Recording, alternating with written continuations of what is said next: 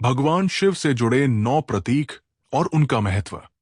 भगवान शिव को मृत्युलोक का देवता माना गया है। ये इकलौते ऐसे भगवान हैं जो स्वर्ग से दूर हिमालय की सर्द चट्टानों पर अपना घर बनाए हुए हैं। क्या आपने कभी सोचा है कि आखिर भगवान शिव गले में नाग, हाथ में त्रिशूल, सिर पर गंगा, शेर की खाल क्यों पहनते हैं?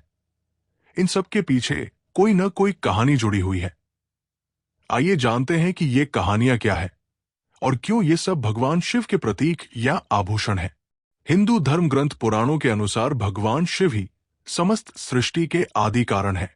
उन्हीं से ब्रह्मा, विष्णु सहित समस्त सृष्टि का उद्भव हुआ है। यूं कहे तो भगवान शिव दुनिया के सभी धर्मों का मूल है। और हिंदू धर्म में भगवान शिव को मृत्युलोक का देवता माना गया है। ये इकलौते ऐसे भगवान हैं जो स्वर्ग से दूर हिमालय की सर्द चट्टानों पर अपना घर बनाए हुए हैं। भगवान शिव अजन्मे माने जानते हैं। ऐसा कहा जाता है कि उनका न तो कोई आरंभ हुआ है और न ही अंत होगा। इसीलिए वे अवतार न होकर साक्षात ईश्वर हैं।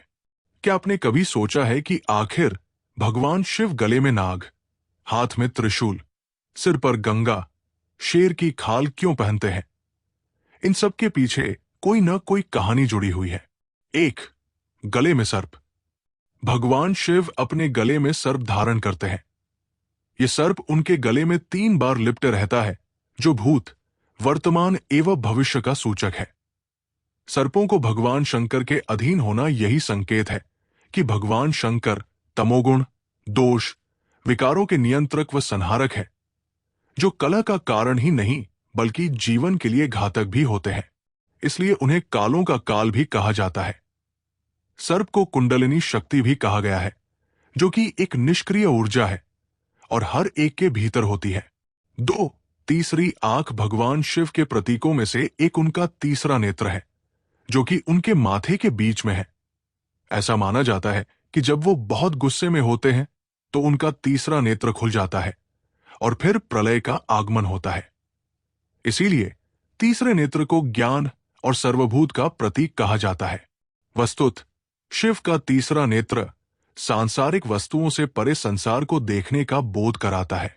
ये एक ऐसी दृष्टि का बोध कराती है जो 5 इंद्रियों से परे है। इसलिए शिव को त्र्यंबक कहा गया है। 3. त्रिशूल। भगवान शिव अपने हाथ में त्रिशूल धारण करते हैं। शिव का त्रिशूल मानव शरीर में मौजूद 3 मूलभूत नाड़ियों बाई, दाहिनी और मध्य का सूचक है। इसके अलावा त्रिशूल इच्छा, लड़ाई और ज्ञान का भी प्रतिनिधित्व करता है। ऐसा कहा जाता है कि इन नाड़ियों से होकर ही ऊर्जा की गति निर्धारित होती है और गुजरती है। 4. अर्धचंद्र। भगवान शिव अर्धचंद्र को आभूषण की तरह अपनी जटा के एक हिस्से में धारण करते हैं। इसलिए उन्हें चंद्रशेखर या सोम कहा गया है। वास्तव में अर्धचंद्र अपने 5वें दिन के चरण में चंद्रमा बनता है और समय के चक्र के निर्माण में शुरू से अंत तक विकसित रहने का प्रतीक है। भगवान शिव के सिर पर चंद्र का होना समय को नियंत्रण करने का प्रतीक है, क्योंकि चंद्र समय को बताने का एक माध्यम है। 5. जटा, उलझे हुए बाल। उनके उलझे हुए बाल पवन या वायु का प्रवाह, जो सभी जीवित प्राणियों में मौजूद सांस का सूक्ष्म रूप है, का प्रतिनिधित्व करता है। इससे पता चलता है कि शिव पशुपतिनाथ सभी जीवित प्राणियों के प्रभु है। 6. नीला गला या कंठ। शिव को नीलकंठ के नाम से भी जाना जाता है। समुद्र मंथन के दौरान जो जहर आया था, उसको उन्होंने निगल लिया था। देवी पार्वती इस जहर को उनके गले में ही रोक दिया था और इस प्रकार ये नीले रंग में बदल गया। तब से उन्हें नीलकंठ कहा जाने लगा। 7. रुद्राक्ष।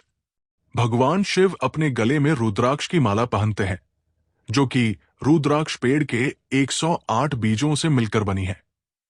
रुद्राक्ष शब्द रुद्र, जो शिव का दूसरा नाम है, और अक्ष अर्थात आंसू से बना है। इसके पीछे कहानी यह है कि जब भगवान शिव ने गहरे ध्यान के बाद अपनी आंखें खोली तो उनकी आंख से आंसू की बूंद पृथ्वी पर गिर गई और पवित्र रुद्राक्ष के पेड़ में बदल गया। रुद्राक्ष के मोती दुनिया के निर्माण में इस्तेमाल हुए तत्वों का प्रतिनिधित्व करते हैं। यह भी सच है कि भगवान शिव अपने ब्रह्मांडीय कानूनों के बारे में दृढ़ रहते हैं और सख्ती से ब्रह्मांड में कानून और व्यवस्था बनाए रखते हैं। 8. डमरू। ये एक छोटे से आकार का ड्रम है जो कि भगवान शिव के हाथ में रहता है और इसीलिए भगवान शिव को डमरू हस्त कहा जाता है। डमरू के दो अलग अलग भाग एक पतले गले जैसी संरचना से जुड़े होते हैं। डमरू के अलग अलग भाग अस्तित्व की दो भिन्न परिस्थिति, अव्यक्त और प्रकट, का प्रतिनिधित्व करता है। जब डमरू हिलता है तो इससे ब्रह्मांडीय ध्वनि, नाद उत्पन्न होता है जो गहरे ध्यान के दौरान सुना जा सकता है। हिंदू शास्त्रों के अनुसार नाद सृजन का स्रोत है। डमरू भगवान शिव के प्रसिद्ध नृत्य नटराज का अभिन्न भाग है जो शिव की प्रमुख विशेषताओं में से एक है। 9. कमंडल। पानी का बर्तन कमंडल अक्सर भगवान से सटे हुए दिखाया जाता है। ऐसा कहा गया है कि ये एक सूखे कद्दू और अमृत से बना हुआ है। कमंडल को भारतीय योगियों और संतों की बुनियादी जरूरत की एक प्रमुख वस्तु के रूप में दिखाया जाता है। इसका एक गहरा महत्व है। जिस प्रकार से पके हुए कद्दू को पेड़ से तोड़ने के बाद उसके छिलके को हटाकर शरबत के लिए प्रयोग किया जाता है, उसी प्रकार प्रत्येक व्यक्ति को भौतिक दुनिया से अपने लगाव को समाप्त कर अपने भीतर की अहंकारी इच्छाओं का त्याग करना चाहिए ताकि वो स्वयं के आनंद का अनुभव करने कर सके। अतः कमंडल अमृत का प्रतीक है।